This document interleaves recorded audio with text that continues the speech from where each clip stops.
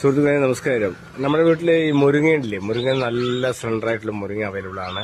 അപ്പോൾ ഇത് നമ്മൾ മെയിനായിട്ട് ഉൽപ്പാദനം ചെയ്യുന്നതില്ല, ഇത് നമ്മൾ മരം വെച്ച് പിടിപ്പിച്ചാണ് നമ്മുടെ വീട്ടിലേക്ക് ആവശ്യത്തിനും. അതുകൂടാതെ തന്നെ നമ്മുടെ പക്ഷികളുണ്ട്, പക്ഷികൾക്ക് ഇട്ട് കൊടുക്കാൻ വേണ്ടി നമ്മളിങ്ങനെ കുറേ ഉണ്ടാക്കി വെച്ചിട്ടാണ്.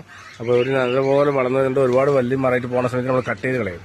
നല്ല ഫെദേഴ്സൊക്കെ വളരെ സോഫ്റ്റ് ആയിരിക്കും, ലീവ്സൊക്കെ വളരെ സോഫ്റ്റ് ആയിരിക്കും. അങ്ങനെ സെൻട്രൽ ലീവ്സൊക്കെ എടുത്തിട്ട് നമ്മൾ പക്ഷി കഴിക്കാൻ കൊടുക്കുകയാണെങ്കിൽ അവർ വളരെ ഹാപ്പി ആയിട്ട് ഇതുപോലെ സോഫ്റ്റ് ലീവ്സ് കൊടുക്കുകയാണെങ്കിൽ വളരെ ഹാപ്പി ആയിട്ട് നല്ല രീതിയിൽ കഴിക്കും.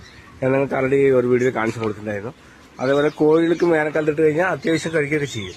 അല്ലെങ്കിൽ അവർ കഴിച്ചില്ലെങ്കിൽ നമ്മൾ ഇതിനെ ഇലകൾ മാത്രം എടുത്തിട്ട് തീറ്റിലെടുത്ത് മിക്സ് ചെയ്ത് കൊടുത്താലും ഏറ്റവും നല്ലതല്ല. പൊടിയേക്ക് ഉണക്കിയിട്ട് പൊടിയേക്ക് കൊടുത്താലും ഏറ്റവും നല്ലൊരു ഔഷധ ഗുണമുള്ളതാണ്. മുരിങ്ങ നല്ല അയൺ കണ്ടന്റ് ഉള്ളതാണ്.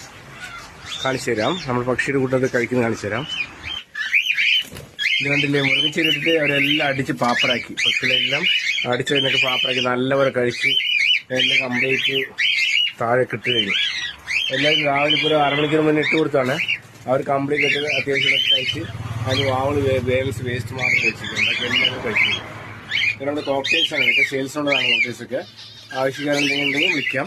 ഓക്കെ, എല്ലാം കൊടുക്കാനുള്ളതാണ്.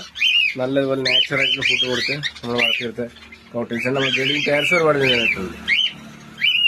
അതുപോലെ ബട്ടർഫ്ലൈ മാർക്കിങ്ങുള്ള കോക്ടെയിൽസ് എല്ലാം ഉണ്ട്. Thank you.